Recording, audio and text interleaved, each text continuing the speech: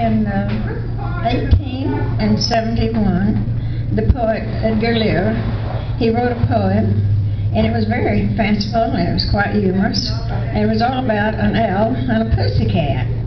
And so, when I was in grade school, the teacher had us to learn this poem by heart.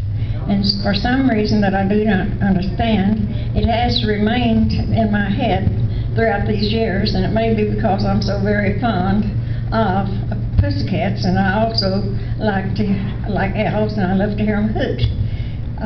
So the title of this poem was The Owl and the Pussycat, and it begins: the owl and the pussycat went to sea in a beautiful pea green boat. They took some honey and plenty of money wrapped up in a 5-pound note. The owl looked up to the stars above and sang to a small guitar, "Oh, lovely pussycat, oh, pussy, my love, what a beautiful puss you are." Said the pussy to the owl, "You elegant fowl, how charmingly sweet you sing. Do let us be married. Too long we have tarried, but what shall we do for rain?" They sailed away for a year and a day to the land where the balm trees grow. And there in a wood a piggy-wig stood with a ring at the end of his nose. "Mr. Piggy, are you willing to sell for a shilling your ring?" Said the piggy, "I will." So they took it away and were married next day by the turkey that lived on the hill. They dined upon mince and slices of quince, which ate with a runkable spoon, and hand in hand on the edge of the sand they danced by the light of the moon. So I thought this was a remarkable poem, and I was wondering about the outcome of the marriage of this owl and the cat, and so I used a little fancy of my own, and wrote the following poem, and I called this The Offspring. On a bright, shiny day, I sailed far away to a beautiful land by the sea.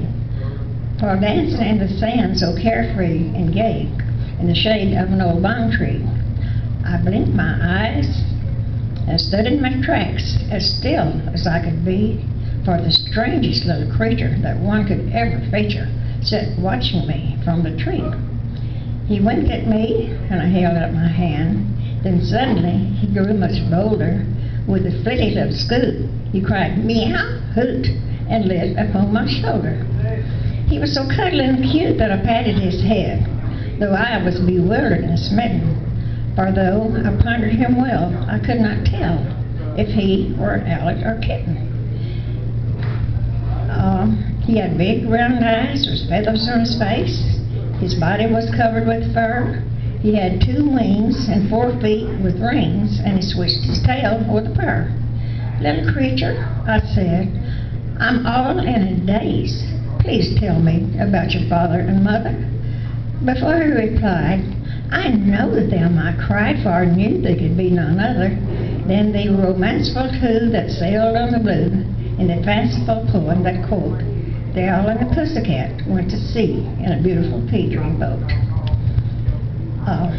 I'm glad that Edgar Lear saw fit to have this unusual couple get married, or this little adorable creature may never have come into being, and he was legitimate, and I do think he would make an adorable pet. I would love to have him for my own pet. Thank you.